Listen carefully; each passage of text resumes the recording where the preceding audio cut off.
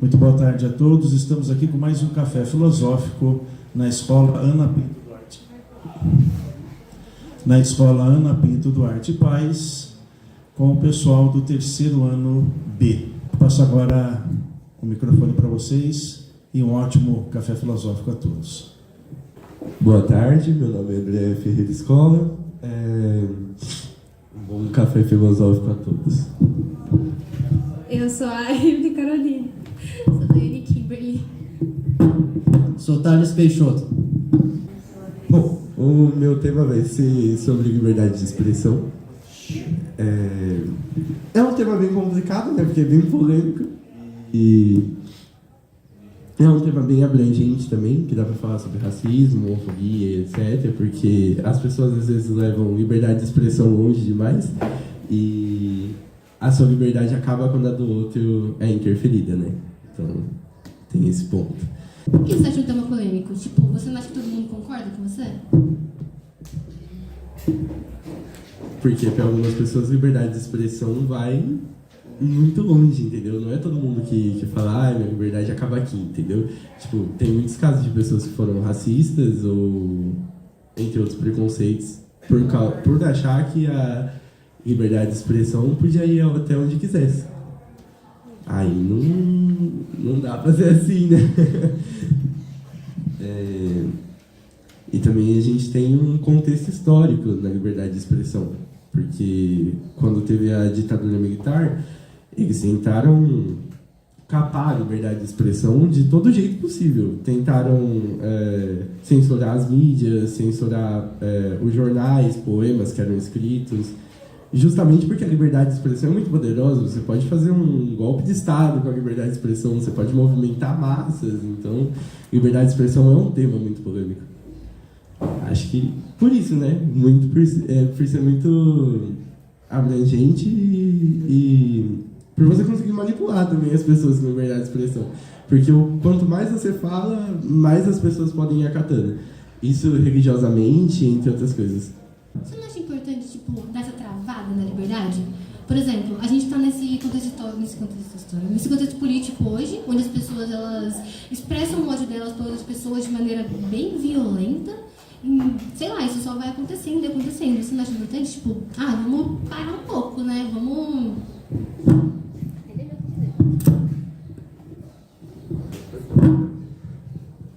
Não, eu acho importante. É justamente isso que eu estou falando. Essa travada é necessária para que as pessoas se situem do que elas estão falando. Não dá para você só levar à vontade. E liberdade de expressão também entra no quesito de como você vai se comportar, né? De como você vai praticar seus atos religiosos e culturais, e entre outras coisas, tipo hábitos do dia a dia, comumente, que você faz. Só que o problema é que nem sempre vão respeitar essa sua liberdade, né? Até porque a gente tem muitos ataques religiosos também, simplesmente por a cultura de outra pessoa ser diferente. Por exemplo, se a gente pegar a igreja até um tempo atrás, que atacava qualquer religião que não fosse católica, justamente por ter hábitos diferentes e por eles considerarem quase tudo o satanismo, né? Vamos ser sinceros aqui. Então, é aí que eu acho que você tem que colocar uma trava na liberdade, porque a pessoa, ela pode seguir aquilo que ela quer. A partir do momento que você interfere na vida de outra pessoa, já não é liberdade, entendeu? Quer dizer, é sua liberdade, mas não é certo. Acaba ali. Eu acho que nos últimos tempos esse discurso de quão longe pode ir a liberdade entrou muito em questão. Quem acompanha mais a internet, né, com o caso do Monark, lembra? Que ele queria criar um partido nazista. Ele estava defendendo a criação do partido nazista no Brasil. Porque já que existe a liberdade, porque a gente não pode ter a liberdade de criar um partido que defende qualquer coisa, né? Então, quão longe pode ir essa liberdade? E eu acho que a gente também tem que levar em consideração o discurso de ódio, né? Quando a gente fala de liberdade. Porque, claro, você é livre para falar o que você quiser, você é livre para odiar o que você quiser. Mas você é livre para expor e para você divulgar, para você criar um partido político em cima de um discurso de ódio. Eu acho que isso é muito... a gente tem que ver muito essa questão quando a gente trata de liberdade, porque, como você falou, a sua liberdade termina onde começa do outro, né? Eu acho que tem muita gente que confunde liberdade de expressão com liberdade de poder soltar ofensas ou até mesmo de ser arrogante, entende? Por exemplo, essa guerra política que nós vemos hoje em dia no país, por um lado, eu acredito que ela seja completamente desnecessária, porque nós temos o direito de não querermos nos relacionar com pessoas que não pensam politicamente igual a gente, mas nós temos que entender até onde que vai essa divergência, porque afinal de contas somos todos pessoas comuns, né? E um político, ele influencia a vida de todos nós juntos. Eu tenho a liberdade em Sartre e ele casa completamente com o tema do esporte, no caso da liberdade de expressão. Tem uma diferença muito mínima, porque liberdade em Sartre é mais sobre a pessoa ser obrigada a ser livre, sabe? Como uma coisa... como uma condenação. Tá, eu vou falar um pouco sobre o meu tema aqui que eu escolhi, né? Que vai ser um pouco sobre a misoginia na nossa sociedade, né? Esse é um tema muito polêmico, né? Porque existem muitos lados nessa discussão. E existe muito uma vilanização do feminismo hoje em dia por algumas partes de alguns pensamentos, né? Mas quando a gente fala em misoginia, às vezes algumas pessoas pensam que a gente só tá falando das mulheres, né? Tipo, como a misoginia afeta as mulheres. Mas a misoginia afeta todos, a sociedade inteira, os homens. Todo mundo é afetado pela misoginia, né? Porque tem muita essa ideia de que os homens são submetidos desde que eles nascem, né? Algumas ideias misóginas que são o homem tem que ser macho, o homem não pode chorar, o homem... Toda essa ideia, ela é uma ideia misógina, ela é uma ideia patriarcal que ela vem desde do nosso berço, né, praticamente, de todo mundo. E os homens, eles entram em estado de negação quando a gente fala que a misoginia... Alguns homens, né? Quando a gente fala que a misoginia afeta eles também, né? A origem da misoginia no Brasil, no mundo inteiro, né? Nos países... Eu vou falar um pouco do catolicismo, né? Porque é o que a gente vive aqui no Brasil, né? O cristianismo e tal. Porque a religião, né? Ela tem muita coisa de impor. Eu não quero ofender a religião de ninguém, né? Mas a religião tem muito essa coisa de impor o papel da mulher diante ao homem, né? O papel de submissão e tal. E a gente vê muito isso até hoje, né? Tipo, quando a gente vê os casos de feminicídio, né? No Brasil, que é um dos países que mais acontece feminicídio, né? Eu vi que a cada 12 segundos, eu acho, uma mulher é agredida no Brasil. E, às vezes, tem uma discussão também que eu queria puxar, que é as pessoas que falam por que o feminicídio tem que ser separado do homicídio normal. Mas a questão do feminicídio é a questão do papel de poderes, né? Que a maioria dos casos de feminicídio acontece dentro de casa, com um casal, tipo, o marido bate na mulher. E tem toda uma questão de poder, né? Tipo, o poder que o homem tem sobre ela, o poder monetário que ele tem sobre ela. Tipo, às vezes a mulher tem filhos com ele, e se ela largar dele, ela vai perder todo o dinheiro que ela tem para sustentar as crianças, e ela acaba submetendo esse papel de... vai submeter esse papel de agressão, porque não tem outra opção, né? Depois a gente vê nas estatísticas o resultado disso, né? De todos os feminicídios que acontecem no Brasil. Bom, essa questão do feminismo é muito importante. O feminismo foi muito importante para a história, né? Porque desde muito tempo atrás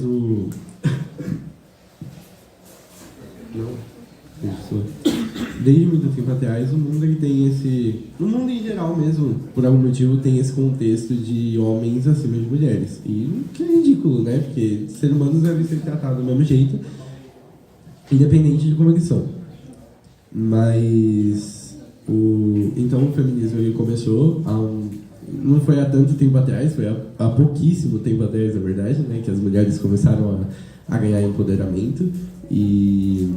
ganhando direitos, como poder votar, trabalhar, fazer esportes, que às vezes antes eram considerados só masculinos, né? E abolir um pouco, pelo menos, esse preconceito, né? Ainda bem que muitas das mulheres conseguiram, pelo menos, tipo, de países mais... laicos, a palavra, que tem várias religiões? De países mais laicos e mais tranquilos em relação a isso, né? Que não tem só uma matriz religiosa muito forte. Porque se você for falar de feminismo no Paquistão, outra história, né? Não existe, praticamente. Então, ainda bem, o feminismo ele é muito bom nesses pontos. Ele foi muito importante. Mas hoje em dia, em países como tipo, o Brasil, os Estados Unidos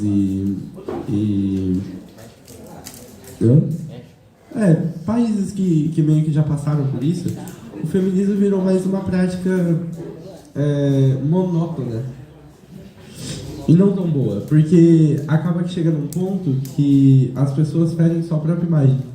A mesma coisa, pra mim ter local de fala, a mesma coisa que o movimento LGBT.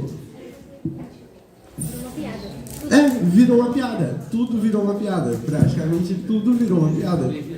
Porque as pessoas não respeitam mais como respeitavam antes. Tem uma imagem horrível do movimento. E um movimento que um dia foi bom para mudar várias coisas que hoje em dia são boas, né? Para mudar, tipo, agressões ou para conscientizar as pessoas, hoje em dia virou uma piada. E a maioria dos movimentos está seguindo o mesmo caminho, porque movimentos que chegam num fim, num propósito, movimentos que chegam num fim, num propósito e continuam, sempre tendem a seguir o mesmo caminho. O caminho que o feminismo seguiu, que o movimento LGBT seguiu, sempre acaba no final virando uma piada. E eu não estou falando que não é mais necessário, mas ele não precisa mais de tanta atenção assim quanto as pessoas querem que ele receba, entendeu? Tipo, pelo menos no nosso país. É lógico que ainda precisa de conscientização, porque tem pessoa que vai nascer numa família mais antiga, né, em questão de pensamentos, isso, tradicional. Não tradicional, porque tradicional é meio conservadora. E aí a conscientização é muito boa, porque a criança que vai nascer lá naquela família não vai saber o que é certo ou errado, porque quem vai colocar o que é certo na cabeça dela vai ser a família, né? Então é meio complicado ela crescer como adulto com essas ideias. O que eu apoio na escola é de ter movimentos feministas ou que induzam a pessoa do caminho certo. Eu acho que quando você fala que você não falou que não é mais necessário, né?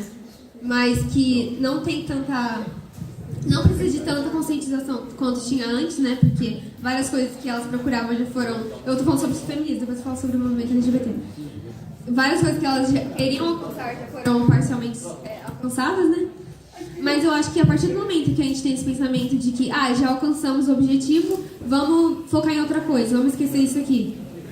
A gente acaba perdendo um pouco, porque a gente tem que continuar conscientizando, né? A gente tem que continuar lembrando o que aconteceu, lembrando da história, porque é aquele ditado, né? Se a gente não lembra da história, ela tem que se repetir. Aí, se você fica pensando, vamos esquecer do movimento, agora já alcançamos o que a gente precisava alcançar, as mulheres já têm seus direitos, então vamos seguir em frente, vamos parar de protestar, vamos parar de... E pessoalmente, eu não acho que a igualdade de gênero ainda é muito presente no Brasil. Quando se trata de mercado de trabalho, ainda tem um pouco de defasagem na igualdade de gênero, né? E eu também acho muito no valor social das pessoas, sabe? Tipo, um exemplo assim que eu acho que todo mundo aqui dessa escola já viu, né? Que quando um menino aqui pega várias pessoas, ele é o pegador, ele é o gostoso, não. Mas quando uma menina faz a mesma coisa, ela é puta. Não pode falar palavrão, né? Pode? Aí ela é puta, ela é galinha, ela sei lá o quê. Isso é um exemplo muito claro da misoginia, né? Que a gente tem e que a gente precisa continuar lutando, né? Porque se a gente falar, já conseguimos, esquece. Vamos seguir em frente. E a gente continua ignorando esses pequenos problemas, né? Vai virando uma bola de neve e vai ficando cada vez pior. Deixa eu só pontuar algumas coisas, então. Não falei que o movimento feminista é desnecessário. Ainda acho que a conscientização deve ocorrer, mas não do jeito que as pessoas estão fazendo agora. Tipo, passeatas a todo instante, que acabam virando destruição de propriedade pública e etc. Manifestos que dão errado, né? Porque já não é, tipo... Já não tem extrema necessidade. E eu acho que manifestos também, em geral, não tem tanta necessidade assim hoje em dia. Tipo, manifestos eram bons quando realmente precisavam se movimentar contra algo grande. Porque, por exemplo, por exemplo, contra um presidente. Não é só uma voz que vai mudar todo mundo. Aí sim, um manifesto, o povo se reunindo e falando para todo mundo, e tudo bem. Mas agora algumas coisas não são mais tão necessárias, é isso que eu quis dizer, entendeu? Tipo, para manifestos, etc. E sobre o movimento LGBT que eu tinha comentado, é porque hoje em dia virou piada, né? Que nem a Tayane falou, tipo, se eu postar alguma coisa, sei lá... virou um estereótipo. Se eu postar alguma coisa no Instagram ou no Twitter falando sobre isso, vai vir um monte de gente zoar, porque hoje em dia não tem mais a mesma relevância. Hoje em dia não tem mais... não choca mais as pessoas.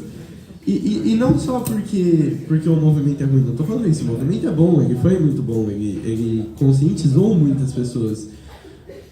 Mas hoje em dia a gente criou tanta coisa de bandeira, de coisas que são meio que desnecessárias, que o povo começou a fazer piada. E é mais culpa nossa do que das pessoas, porque é a gente que levou pra esse lado. Tá, esse lado de que virou piada, eu acho que isso aí já é um problema, né? Que virou piada um movimento super importante, né? Que fala de uma parte da população que é condenada só por amar outra pessoa, né? Do mesmo gênero, ou por ter outra identidade de gênero. E no Brasil ainda, que é o país que mais mata transexuais no mundo, eu acho que a gente nunca... Principalmente... No Brasil, que é um dos países que mais mata transexuais no mundo, eu acho que a gente está longe de já ter conseguido tudo que a gente precisava conseguir, né? E eu acho que você, como um LGBT, né? Você já deve ter experienciado, tipo, na rua, alguém te julgando, alguém da família já falando alguma merda pra você, porque você é. Então a gente tá muito longe de... E mesmo que seja considerado piada, eu acho que a gente não tem que parar de lutar e continuar falando, porque quem tá considerando piada provavelmente não apoia o movimento e a gente sabe o que é, né? Então eu acho que vem muito disso. E o movimento feminista, eu queria falar um negócio aqui que eu não sei se muita gente sabe. Tem muitas vertentes, né, no feminismo. E tem a vertente que eu acho que você está falando sobre, que é dos protestos, assim, absurdos, né? Que as pessoas fazem na rua. É o feminismo radical, né? E, assim, eu, pessoalmente, não sou uma grande apoiadora do feminismo radical, porque elas tendem a ser muito transfóbicas também, sabe? Essa questão de o que é ser mulher de verdade. Então, eu não apoio também esses protestos super violentos. Mas o feminismo também é um movimento que a gente não pode... Que não precisa ser só um protesto. A gente também tem que ter isso instaurado na gente, sabe? E quando a gente vê as coisas acontecendo, assim, o machismo, quando a gente presencia, isso também é ser feminista. Você se impor, você falar o que você pensa nessas situações, sabe? Não precisa ser só como fala? Os protestos, só as intervenções, sabe? Eu acho é muito mais que isso. Tá, eu concordo com a maioria das coisas que você falou. Eu só vou comentar uma coisa aqui sobre as vertentes que o feminismo tem. Eu acho que isso é uma das coisas que implica no que o movimento se tornou, entendeu? Porque ele ter vertentes já é um bagulho que a pessoa tem que pesquisar, tem que ir atrás. E não é todo brasileiro que vai fazer isso. Tipo, não é toda pessoa que... Às vezes a pessoa até quer apoiar, tipo, até quer seguir. Só que aí ela vê aquele pontinho e já fala... não quero mais, tá ligado? Tipo, porque ela viu aquilo e já achou que era a verdade absoluta daquele negócio. Esse é o problema. Eu acho que teria que ter uma conscientização a mais sobre isso, mas o movimento é importante. Eu não acho que tem piada porque tem vertente, sabe? Tipo, isso não é uma coisa do movimento. Por exemplo, é importante ele ter várias partes, como LGBTQIA+. São partes, não são partes? Você não pode falar que não são partes. Exatamente, então é importante ter vertentes. Não é que virou piada por causa das vertentes, mas um dos maiores motivos foi esse.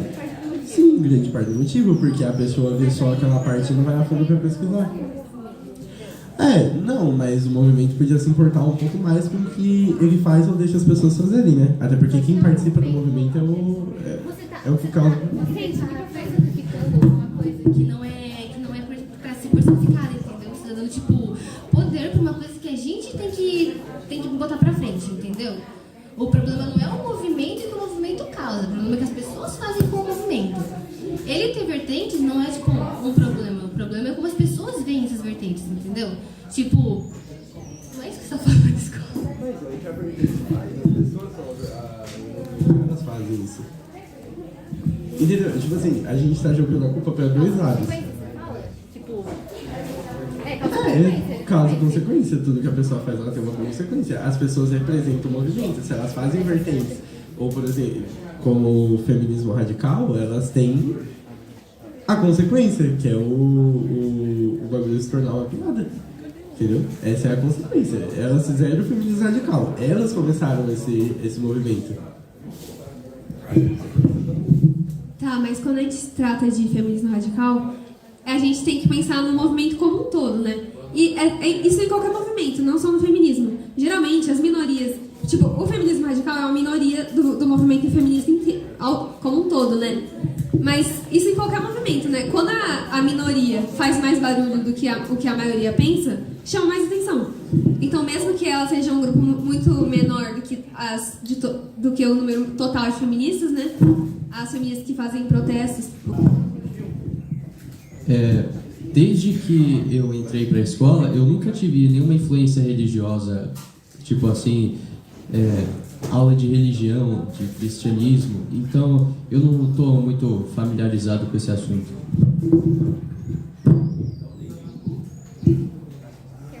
A gente leu... Não, só um pouquinho.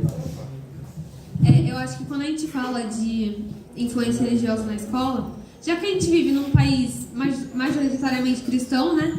Essa influência não é muito explícita, né? Tipo, aula de religião, aula de cristianismo. Algumas escolas têm, né? Escolas católicas e tal. Mas aqui é muito quando a gente vê, tipo, na parede, tipo, uma foto de Jesus na parede numa sala, quando a professora cita um verso da Bíblia na aula. Tipo, eu já passei por isso, né? Tipo, quando você tá numa aula, assim, a professora fala coisa de Deus, fala, tipo, alguma coisa implícita que vai implantando na nossa cabeça com o tempo, sabe? De tanto que as pessoas falam.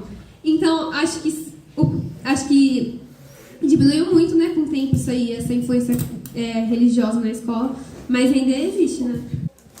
A gente viu sobre uma coisa, né, que nas escolas estava tendo uma diminuição do afeto e do tanto que a religião influenciava as pessoas.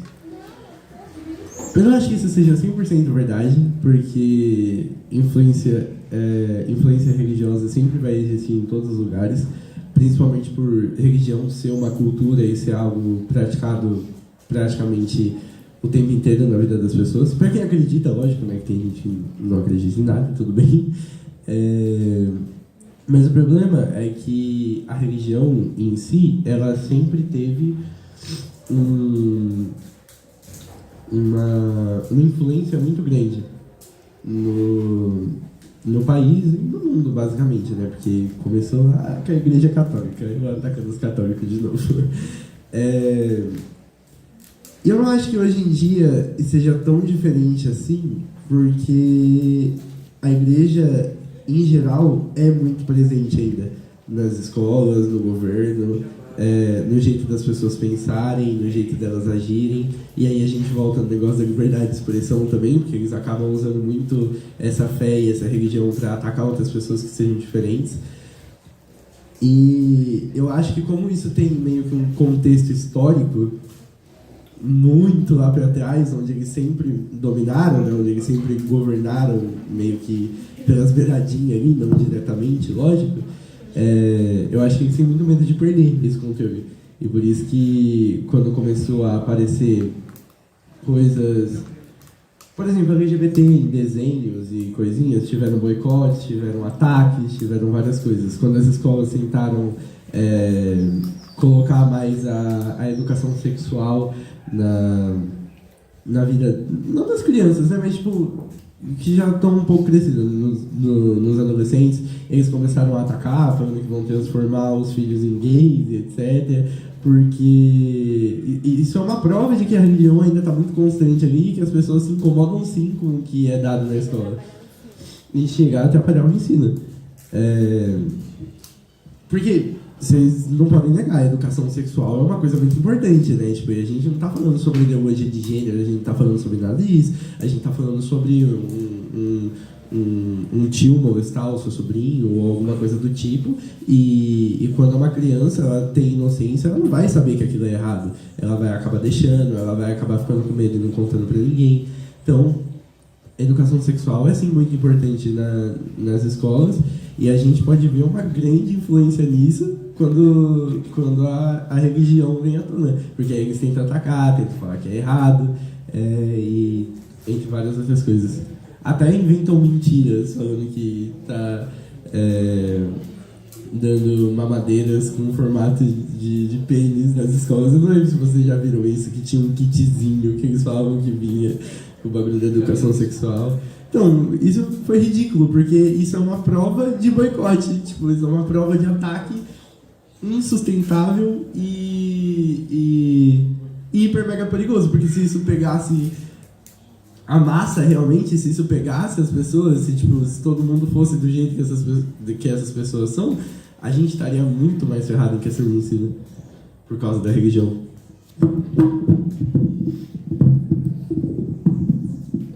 Eu não consigo entender essas pessoas que acham que isso, por exemplo, de você dar aula de educação sexual para uma criança influencia ela a virar gay ou coisa do tipo, porque a criança ela vai ser o que ela quiser, né, de acordo com o que ela sente dentro dela.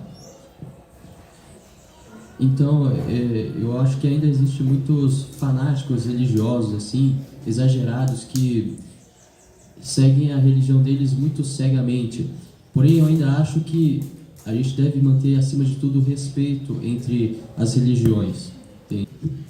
Quando a gente fala de educação sexual, né? Muita gente acha que quando você fala sobre educação sexual para crianças, assim, a gente tá falando de ensinar uma criança a fazer sexo. Não é isso, né, gente? Às vezes, para uma criancinha assim de 4 anos, 5 anos, a gente ensina, tipo, não pode tocar aqui. Aqui só sua mãe pode tocar quando você está tomando banho. E é isso que tem que ser ensinado, né? Porque, que nem a escola falou, se acontecer algum abuso, a criança vai saber o que está acontecendo, ela vai saber que ela tem que contar para alguém. E quando se trata de pessoas mais velhas, que nem a gente no ensino médio e tal, né? É muito mais importante também, porque a taxa de natalidade do Brasil é muito alta, e a taxa de gravidez na adolescência no Brasil também é muito alta, e às vezes é porque a pessoa realmente não sabe se prevenir, porque nunca aprendeu. Não sabe como usa o anticoncepcional, não sabe como coloca a camisinha direito, não sabe como todos os métodos preservativos que existem, né? E a pessoa acaba não sabendo como se prevenir. E eu acho que se a gente aprendesse na escola, ia melhorar muito assim, esse problema. Ia ser uma coisa muito boa. Eu acho isso importante mesmo, né? Tipo, quando uma pessoa é fanática por uma religião, ela impede de, por exemplo, a taxa de abuso cair. Ela impede isso, ela impede educação, ela impede muita coisa por esse mero egoísmo da religião dela, entendeu? Tá, eu vou falar um pouco sobre o que o professor falou, que a filha dele tem muita liberdade, né, de falar as coisas que ela sente pra ele, né? E isso é muito, muito, muito importante, né, no relacionamento de pai e filho. Eu vejo assim, se um dia eu tiver um filho, eu quero que ele assim também, que ele tenha a liberdade de poder conversar comigo, né, os problemas que ele tem, ele poder falar comigo, porque isso evita muitos problemas, né? Porque, que nem minha mãe fala, é melhor você fazer embaixo dos meus olhos do que você fazer escondido, né? Então, se você conversa com seu filho e você dá liberdade, sem julgamentos, assim, sabe? Ele sabe que ele tem um lugar seguro perto de você, que ele pode falar as coisas sem ter medo, assim, sabe? Porque muitos pais criam os filhos na base do medo, né? Aí a criança tem medo de falar qualquer coisa pros pais. Não tem liberdade, não tem amizade com os pais. Aí a criança fica com medo, assim, por dentro, que, assim, qualquer coisinha você acha que seu pai vai brigar, aí acaba tendo uma relação muito ruim, né? E isso evita muitos problemas, porque quando seus pais são seus amigos, é outra relação, né? Você tem mais confiança, você evita problemas.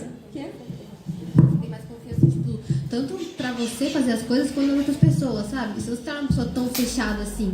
Eu tenho um exemplo muito, muito presente na minha vida de pessoas que, tipo, podiam conversar com os pais e pessoas que não podiam.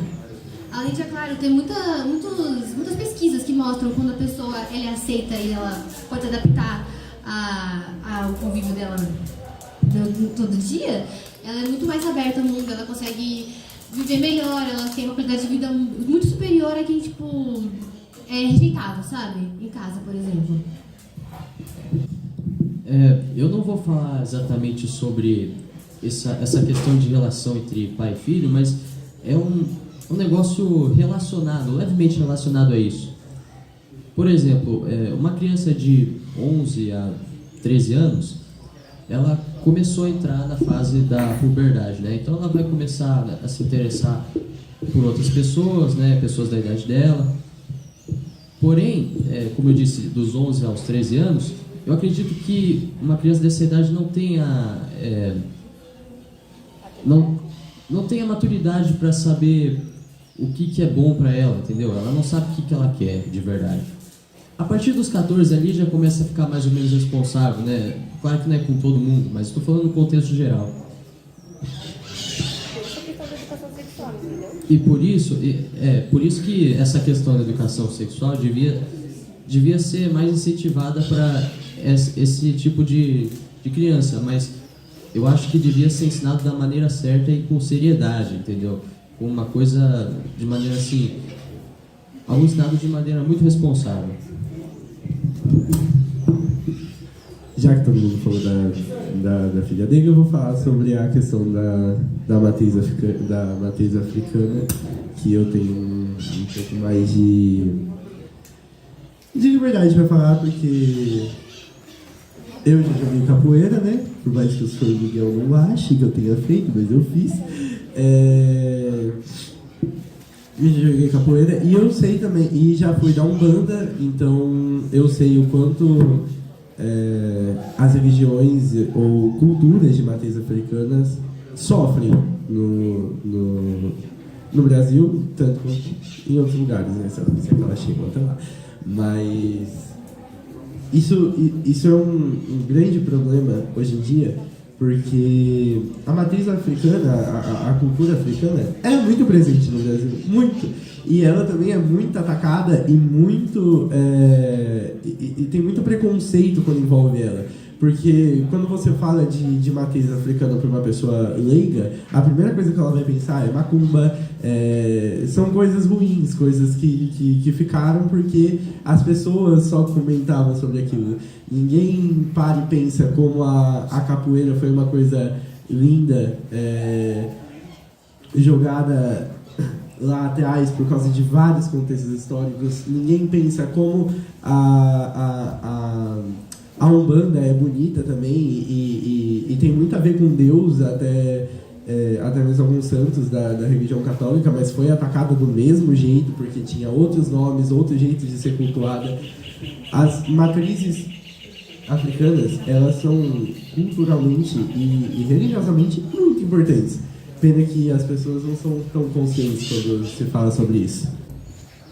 Olha, eu acho que isso depende muito da questão de maturidade que a pessoa tem. Então, por exemplo, se for digamos assim, uma pessoa de 14 anos com uma de 17, se a pessoa de 14 anos ela já tiver uma maturidade assim, né, uma mentalidade, se ela já estiver pensando no futuro dela, o tipo de pessoa que ela vai querer viver, eu acho que, e também se elas tiverem um relacionamento saudável, eu acho que não tem tanto problema em você permitir esse tipo de relacionamento. Até porque é tudo considerado a mesma faixa etária, né? Adolescente, ali dos 14 para os 17, 18, 19. Tá entendendo?